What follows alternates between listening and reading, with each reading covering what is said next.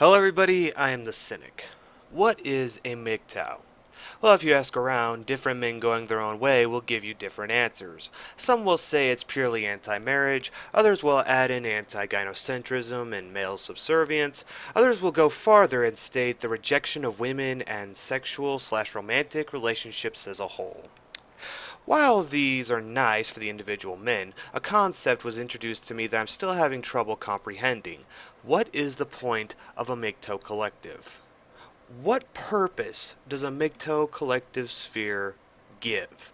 The education of men? The furtherance of understanding women, men, and the human mind? Why is this important? What do we as MGTOW have to gain from our knowledge? Passing it on to our children isn't viable since the majority of men going their own way don't plan to have kids. Yet it's the primary topic in most of our videos. So my question is why? Men can and are MGTOW, but many of them don't dwell too much on the topic of women. They simply accept what they've learned and go on about their lives. Yet so many of us continue to make videos and do research. Why? A coping mechanism maybe? Perhaps it's a thirst for knowledge, our study between male and female relationships and the impact it has on our lives. Most likely, though, the answer is political. To figure out why feminists hold the power to pass laws and change the rules of society that we all live by. Maybe that's it? I'm not sure. First of all, I'd like to pose the question of why MGTOW exists. Obviously, the answer is male appreciation and the lack thereof in the modern world.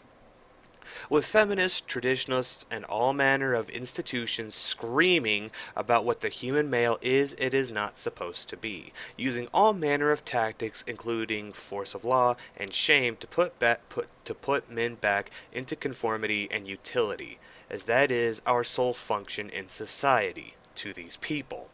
But MGTOW doesn't intend to change this actively. No, no. We've seen the futility and have other interests to pursue. Leave the attempts to the MRAs, bless their hearts. Aside from ourselves and the men alive with us, most of us have no reason to really care about understanding female nature, nor about the future generations. Not our sperm, not our concern, right? Which has been the fundamental reason for most to bring about social change, a better world for our children. After all, anyone with half a socioeconomically inclined brain can see that the Western world isn't heading in a good direction.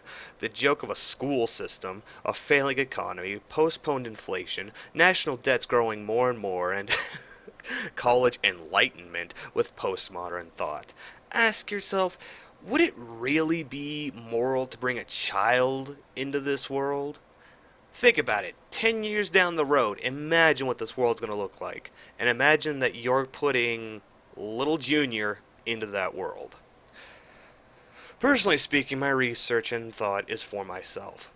I've often wondered what this better world that so many people speak about actually looks like, questioning why so few take active steps to make such a world a reality. Call these people out on it, and they'll give you every excuse in the book. Ignorance, lack of ability, insufferable sacrifices, and finally deflections. But still, even after you've called them out, they'll scream from high heaven to lower hell that they want a better world. I find it rather fascinating to look at from an emotionally detached and pragmatic perspective, honestly. Most importantly, figuring out how and why the Western world has found itself in the shape it's in currently. Of course, I'm also not making the world a better place either, mainly because I've lost interest after failing so many times. The status quo of the world has made itself known, and the people will comply until the suffering of the change is superseded by the suffering of complacency. But this poses another question. Is MGTOW nihilistic? Niko Choski asked in one of his most recent videos, and pointed out that a great deal of men within MGTOW have become apathetic to life in general, as opposed to just women and societal expectations for men. Now, I haven't spoken to the men he's spoken to, but I'd be lying if I said I didn't know where he was coming from. After all, the primary motivator for most men, and even our species in general, has been the propagation of the next generation. Sexual access to women and the creation of children has been the primary drive for men's self-improvement, as well as improvement of society. It's built into our DNA. To relinquish this is to literally relinquish thousands of years of evolutionary psychology, whether we want to admit it or not, and that we've given up this major prerogative. Of course, there will be feelings of longing and a lack of motivation. And aside from some anomalies within the system, this is the general rule for the male gender, again, if we want to admit it or not.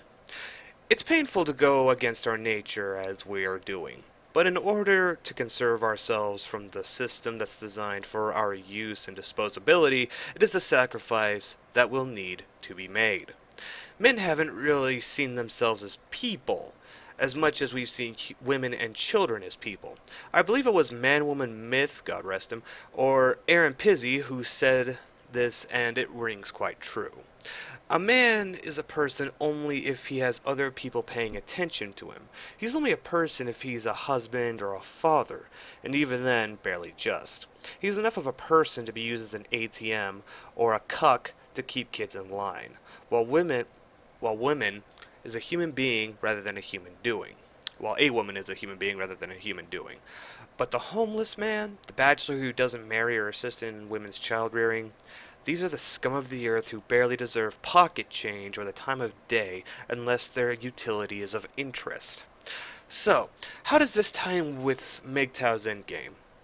Well, the sad fact of the matter is that men have centered their identity around their own utility for most of human history. How can a man make life better for others? How can he improve himself or be a better servant or more useful to his children or society or his wife or the tribe or what have you? Things like a big house, flashy car, and more extravagant things that men buy aren't typically for themselves, but to attract women. Now, not all MGTOW have given up on sexual relations with women, and will still use their minds and bodies to acquire sex. Nothing wrong with this, despite the multiple people who will be telling me otherwise. But what of the MGTOW who doesn't do this?